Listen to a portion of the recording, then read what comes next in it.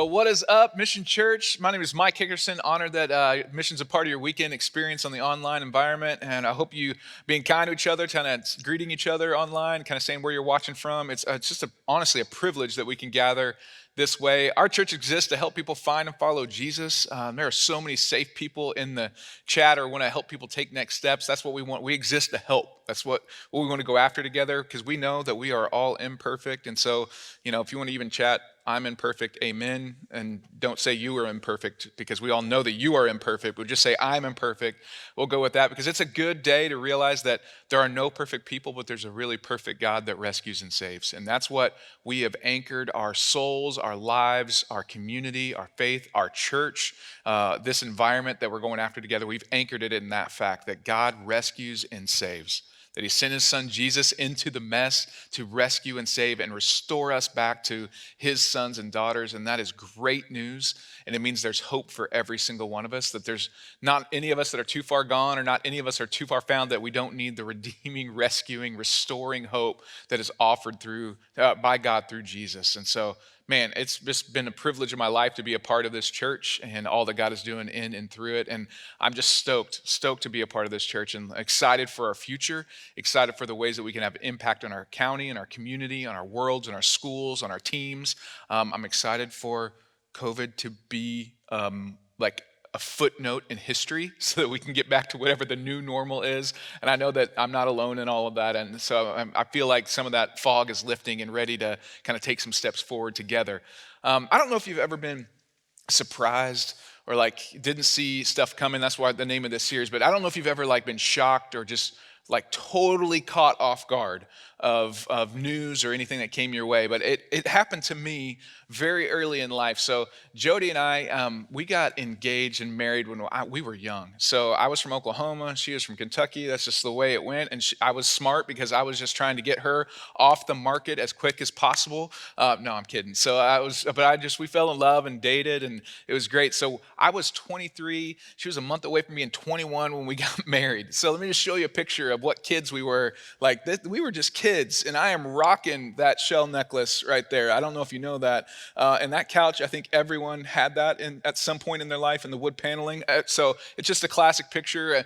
But we got married. We were super young. I was a student pastor in Lexington, Kentucky, and I loved student ministry. I'm biased to student ministry. I had to take a demotion to take the lead pastor role at Mission. I'm kidding, kind of. But no, I love student ministry. And so we were on a senior trip where we kind of taken some of our core seniors away and we were kind of investing them in kind of the last lap of their high school life and those kinds of things. So I went away for a couple days and came back, and I was telling Jody all about it, and I was so excited and I was pumped up about everything that God did and what he was teaching me and all this kinds of stuff. And I'm not normally like super talkative because when I'm tired, but this was just one of those moments when I was like just telling her everything that was going on, and she had like something was up, how you can just tell. I'm like, what's going on? Like, what's going on with you? And she was like, then avoiding, like, no, I'm fine, which and I know means you're not fine, right?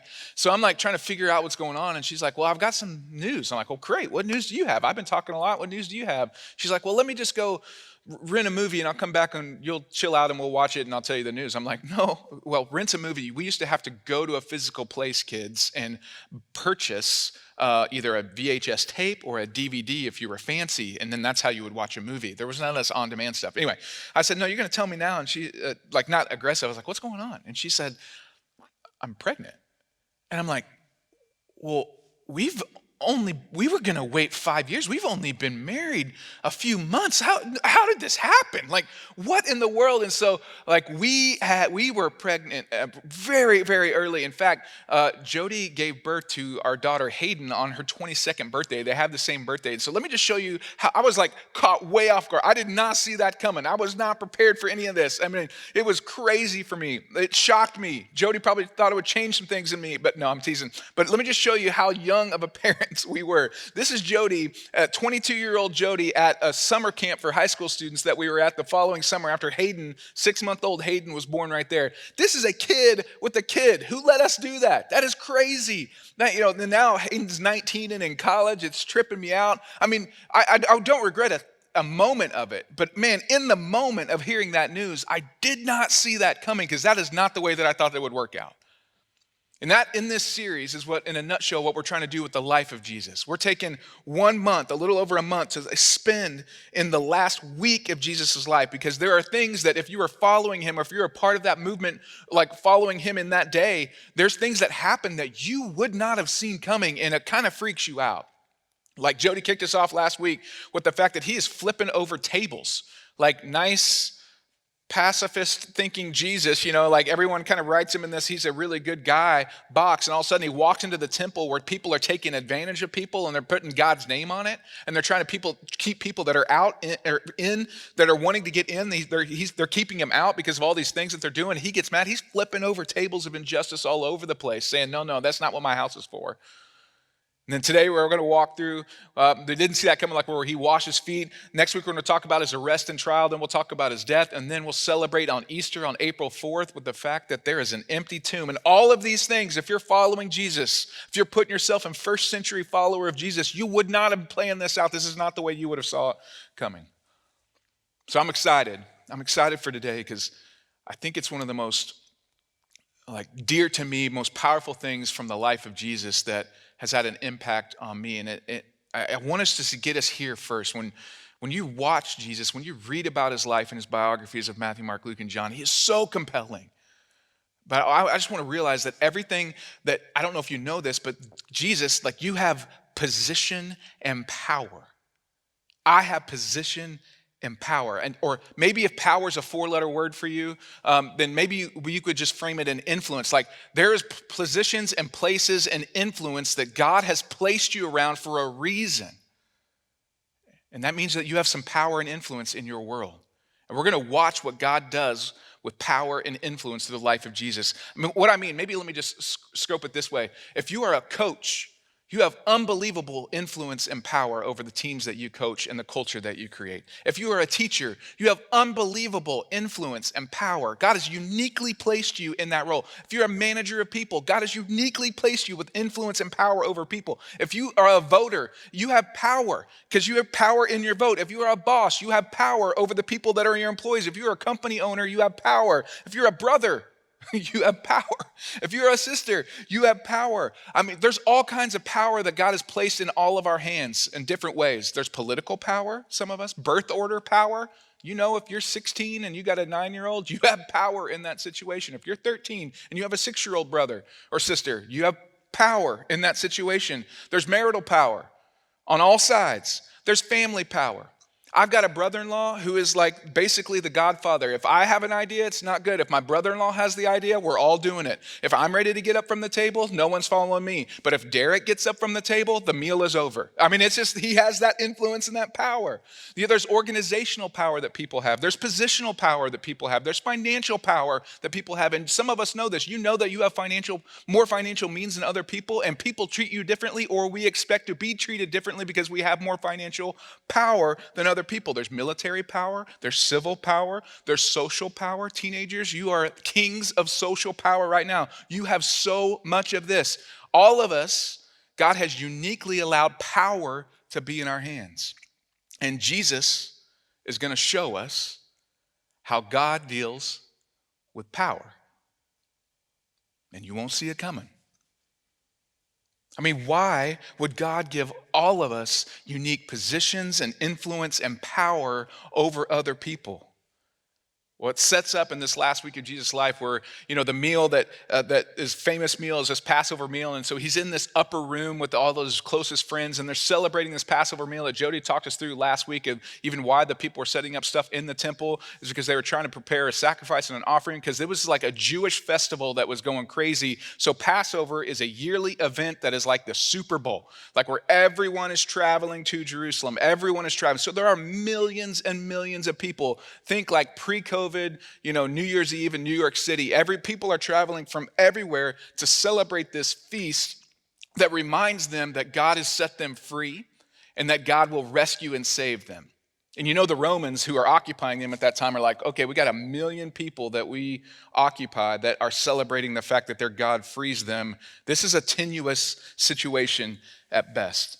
And so Jesus is going to show us this most extraordinary way in the upper room of how God deals with power. And John, one of the biographers of Jesus, Matthew, Mark, Luke, and John, who has, and even was one of the closest disciples to Jesus. He has this unique seat to be able to, and unique perspective to know what Jesus is feeling, what he's saying, and what he does in this upper room. And what Jesus knows that we're going to find out in this story, why it's dear to my heart, is that Jesus knows within 24 hours, he's going to be crucified. Like this journey of what he came to do on this earth is getting ready to come to fulfillment. And it's almost like he's got this moment with his boys in this upper room. It's maybe called the Last Supper. And he's going to say, man, I've got some things that I need to say before I leave. And I want to show you the most excellent way. And so this is where we're going to, it's me in John 13, we'll spend most of our time. And it says this, it was just before the Passover festival. So that's like everybody's coming in Jerusalem. Jerusalem's buzzing, millions of people. Romans are a little nervous. I mean, it's going to be a huge party, feasts all over the place. So Jesus knew, so he knows what time it is. He knows why he came. He knows why he's here. He knew that the hour had come for him to leave this world and to go to the Father. So he's preparing himself for that. I can even think having loved his own who were in the world, he showed them the full extent of his love. This is what he's getting ready to do. Go on to the next verse. It says, verse 3, Jesus knew that the Father had put all things under his, say it with me wherever you are, power. First little thing is, where does power come from no matter what position or influence you have? The Father put all things under whose power? Jesus. Jesus knew that. And that he had come from God and he is returning to God. So he's sitting there in this moment. Let's just sit in here for a second. Jesus knew that the time had come. Jesus knew that all things are under his power. And he also knew that he's got the celebration of God setting people free, and he's got his closest friends here, his closest followers here, and he knows that this is maybe the last moments that he's going to have to speak with them like this. And you know that it's guys having a meal that are best friends. So you know that there's food getting thrown everywhere. You know that they're making fun of each other. You know it's raucous. You know he's laughing. You know that they're telling jokes. They're talking trash to each other. But you know that Jesus probably has this somber thing a little bit more than normal because he knows. Like when you know something behind the scenes that's going to be heavy news or a heavy experience for people that you love and they don't know it yet, that's what Jesus is getting ready to do. So Jesus knows that all things are placed before him. And he knows that he has put all things under his power. So Jesus in that moment, he knows that he is the most powerful person in the room because God has put all things under his power. So what do you do when you realize that you are the most powerful person in the room? Whatever rooms that you're in, and whatever positions that you have, and whatever influence God has put in front of you, what do you do when it dawns on you that you are the most powerful person in the room? Jesus knows that he is. He realizes that he is, not because of him, but because God has given him all this power. He's put all things under his power and his control. What do you do when you realize that you're the most powerful person in the room? What do you do, fathers, husbands, when you walk in and you know that your words can lift up? Or what do you do when you realize that you're the most powerful person in the room, wives and mothers?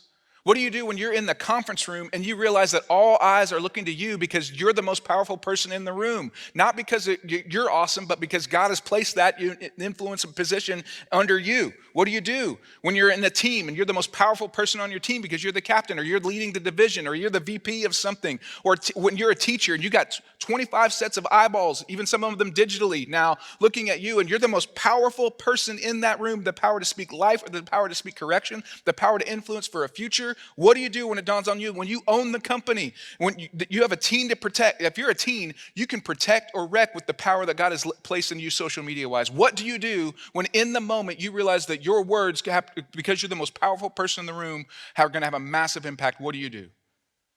Because Jesus knew exactly that the Father put all things, let's go back to it, he had put all things under his power, and then he had come from God and was returning to God. Because he knew this is amazing. Verse 4. So, because he knew I'm the most powerful person in the room, and he's not being arrogant about it. He's being honest about it because he knew that God had put all things under his power. So what does God do with power? What would God want us to learn to do with power? So he got up from the meal, took off his outer clothing, and he wrapped a towel around his waist. Let me stay here for just a second. Usually when you rent a room in this day, it would come with a waiter or a servant, and they would have cleaned everybody's feet. They would have figured out what to do. They would be the one preparing everything. So like they knew, like the guys knew that something was up. They knew what was getting ready to happen. They were a little worried about why nobody had been a servant. Where are the servants? Where are the waiters? They're supposed to take care of all this. And they knew when Jesus takes off his robe, because that's a symbol of his authority, and he puts on the servant towel, they knew what was getting ready to happen. And they're like, shoot. One of us should have probably already done that, but I was waiting on you because I think I'm more important than you are, so I thought you should have already done it, but Jesus is doing it. So this is what God does with power. Let's go to verse 5. Got up from the meal. After that, he poured water into a basin and began to wash his disciples' feet, drying them with the towel that was wrapped around him. I mean, think about it. They've seen Jesus do miracle after miracle after miracle after miracle after miracle. He's like the ones that's called them to follow him. They know that there is something supernatural about him. They believe and know that he is the Holy One of God. Everything that he's done, he is washing feet of these Palestinian dudes that have been tracking all over the world to get to this feast in Jerusalem. That was nasty. That was a nasty job. And Jesus takes it up. The one who created everything, the sun, the moon, the stars, the one that could play pool with the planets is sitting at the table, and he gets down to wash this guy's feet. The grand designer is now turned into a foot shiner. I mean, that is amazing. And it freaks them out. And he comes to Simon Peter, and I love Peter because he always puts his foot in his mouth. I love this. Who said to him, Lord, are you going to wash my feet? Meaning like, dude. Like, you're not washing my feet. You're not going to wash I've seen you do miracle after miracle. Jesus, you are the most powerful person in this room. There's no way you should be washing feet. That's not what powerful people do. Like, you're the most important person in this room. That's not what important people do. You're the most important person in my life. You're maybe I think you're the most important person in the world, and it kind of stripping me out. Why are you washing feet? And Jesus replied, you do not realize now what I'm doing, but later you will understand. Jesus going, Peter, dude, it is not about feet right now. Skip forward to verse 12. It says, when he had finished washing their feet, he put on his clothes and returned back to his place. And he said, do you understand what I have done for you? He asked them. And the way I laugh because I read this and I'm like, yeah, you just washed our feet. Yeah, but then we know, because we're learning, when Jesus asks a question, it is usually not because he needs the information, it's because we need to process a little bit more about what the answer means and what the information is. But Jesus kind of answers it for them. Verse 13, you call me teacher and Lord, and rightly so, for that is what I am. You've got me in the proper place. You call me teacher and Lord. And verse 14, now that I, your Lord and teacher, have washed your feet, you also should wash one another's feet. They did not see any of this coming. This is not what important people do. But I have set for you an example that you should do as I have done for you. Jesus is going, now that I have laid aside my rank, my reputation, and my greatness for your sake in this moment, you have no excuses to power up on people. You have no excuses not to be the servant of all. What excuse will I ever have? What do you do if you're the most important person in the room? What excuse will I ever have to power up on any room where I'm important? Because we follow after Jesus, we take the role of the towel, we take the role of the servant. Verse 16 says this, Jesus is still saying, very truly I tell you that no servant is greater than his master, nor is a messenger greater than the one who sent him. Now that you know these things, you will be blessed if you remember them. You will be blessed if you assent to them. You will be blessed if you like that Jesus did them. You will be blessed. No. You will be blessed if you do them. So what do you do when it dawns on you that you're the most powerful person in the room? You shed your symbols of authority and you leverage your life to serve. And these guys, they get it. And from this moment, from the moment of what happens in that upper room to what happens at the cross to what happens on Easter Sunday, I mean, these guys become Jerusalem rock stars. They were the best friends of Jesus. I mean, they had a few moments where they were scattered and scared, but then they become the best friends of Jesus. And everyone wants time with the people that were the closest followers of Jesus. They want him to teach, they want him to preach, they want him to tell them about Jesus' life, and they do. They leverage all of that, but they never, from that moment forward, they never leverage 1 ounce of power that we can tell for themselves because they got the lesson of the upper room and the towel. That none of this, no servant is greater than the master. In fact, most of these guys that are in this upper room, they die martyr's death because they were following Jesus. If you want to be like Jesus, if we want to be like Jesus, then we look for opportunities to leverage our power for the benefit of others, and no one will see that coming. Just like if you were following Jesus and he's the most important person in the room, they never saw it coming. But we leverage our power for the sake of other people that need to be empowered. Man, if you're not a Christian, you are off the hook, and this is a cool story in history, and it makes Jesus more compelling. But if you are a follower of Jesus, we do not get to get off the hook for this. When I put myself at the center of power, when I put myself at the center of the room, when I put myself and I leverage all of that for me to protect me, I'm at the center and I use my power for me, I'm saying, Jesus, I am greater than you. Because I need it to be about me. And Jesus is like, no servant is greater than his master. Do what I've done. So what do we do? Real practically, what do we do when we realize that we're the most powerful person in the room? And whatever room or influence or position or power that you have, what we do is we know that all influence, all position, and all power is a few things. It's stewardship. That means it doesn't belong to you. God has given you the opportunity of this influence or this position or this power or wherever he's placed you, in any arena that he's placed you in, for just this moment of time. And what you do with it is a stewardship because it's his power that he's given you to be able to leverage for other people. And how we steward that influence, that position, that power, that responsibility matters to Jesus. Second, it's temporary. Everyone who's had position, everyone who's had influence, everyone who's had power eventually doesn't anymore. At some point, you're going to die.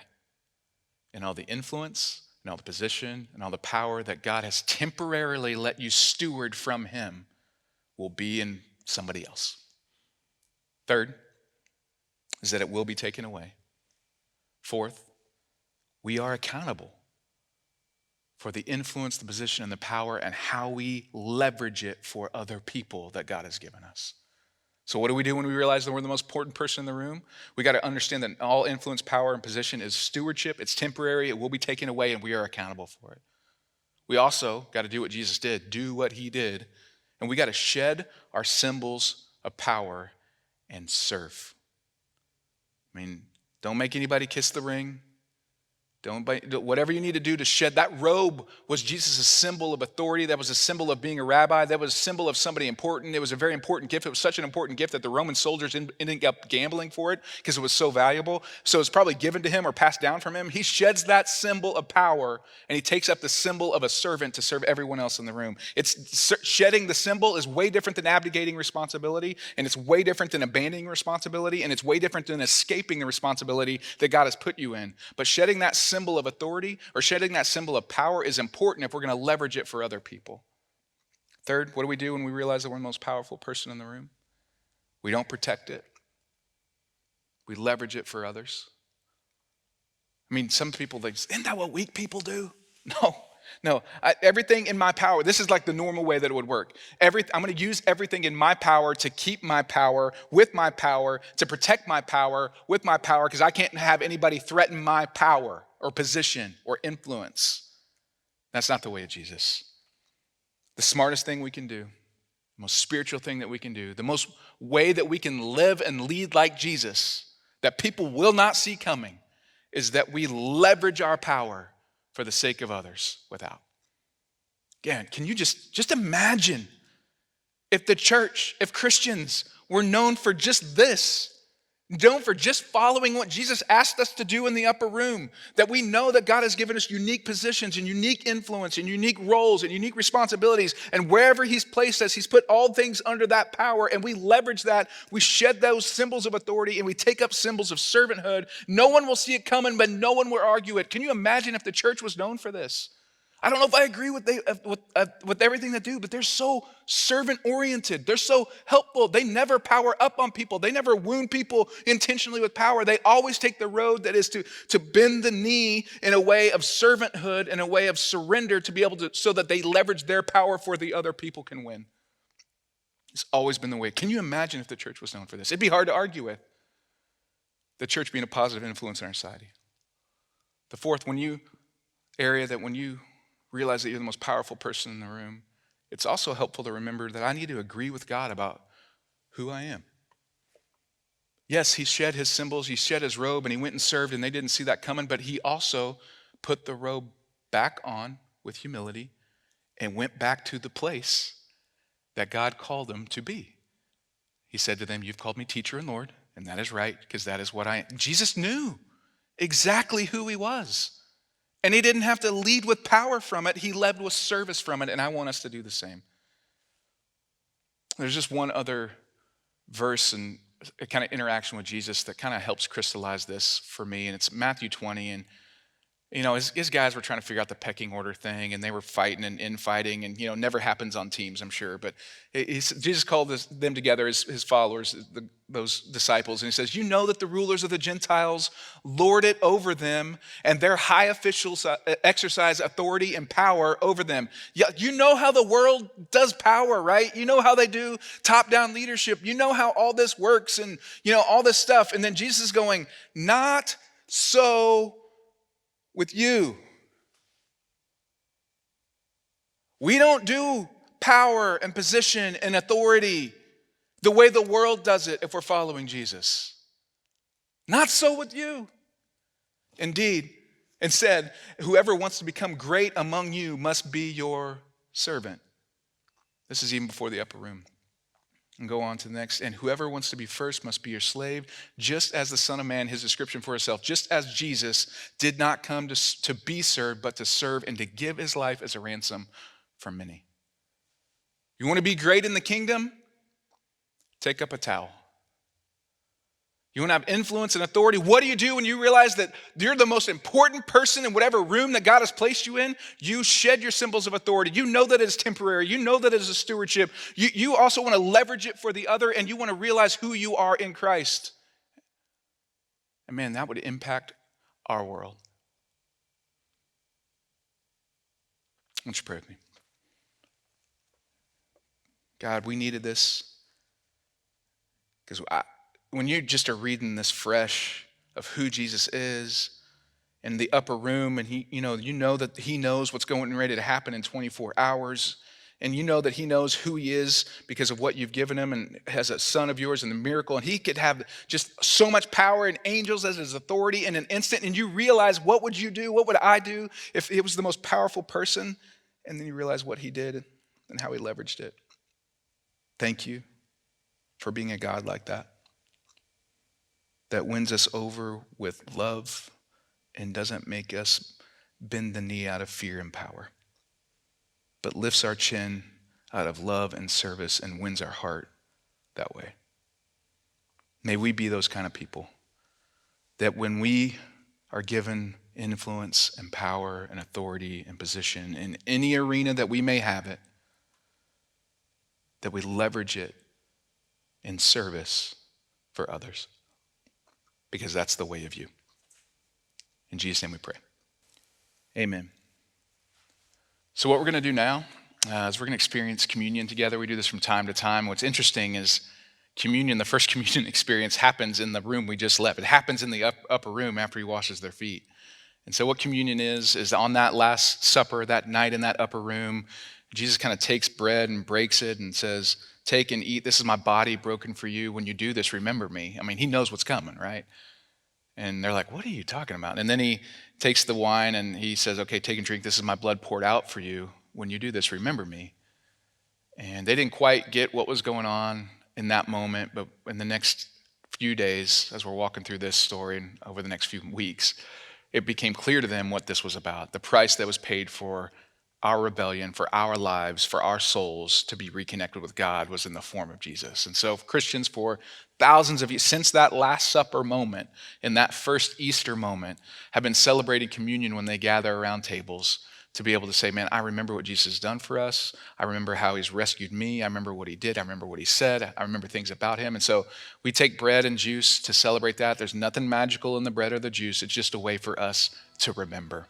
So in this next song, whatever elements that you've gathered, why don't we take communion together and remember.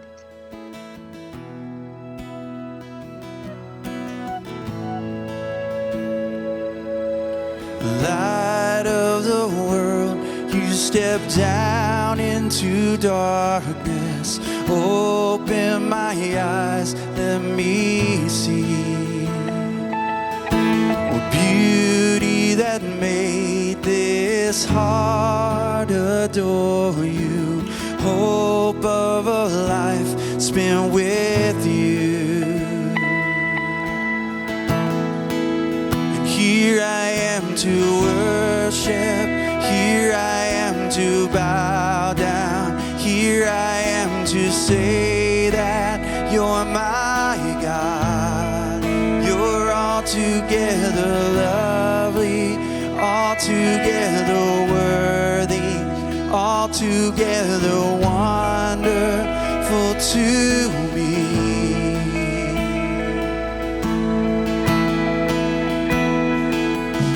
Well, King of all days, oh so highly exalted, glorious in heaven above.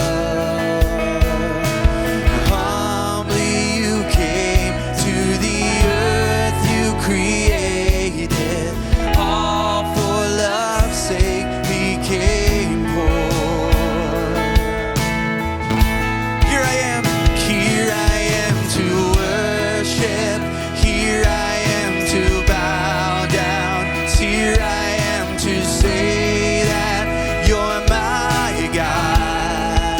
You're altogether lovely, altogether worthy, altogether wonderful to me. And here I am, yes, here I am to worship. Here I am to bow down.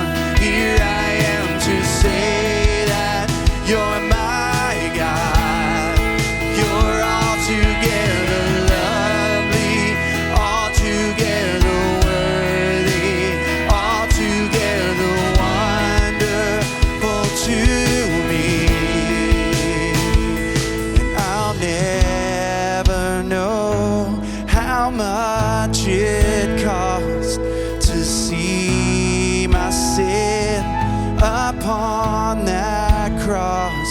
No, I'll never know how much it cost to see my sin upon that cross. And I'll never know how much it costs to see my sin upon that cross. No, I'll never know just how much it costs to see my sin upon that cross. Here I am to worship. Here I am to bow down. Here I am to say that you're my God. You're altogether lovely, altogether worthy, altogether wonderful to me. And here I am to worship. Here I am to bow down.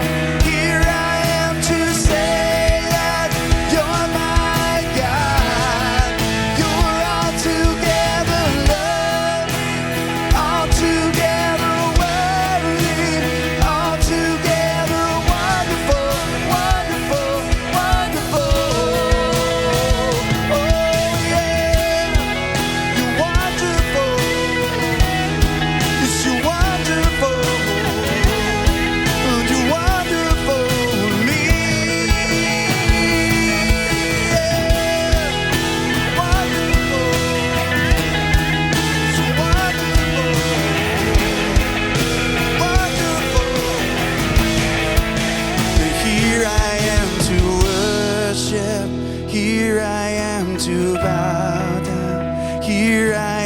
to say that you're my God. You're altogether lovely, you're altogether worthy, altogether wonderful to me. Altogether, you're altogether lovely, altogether wonderful to me.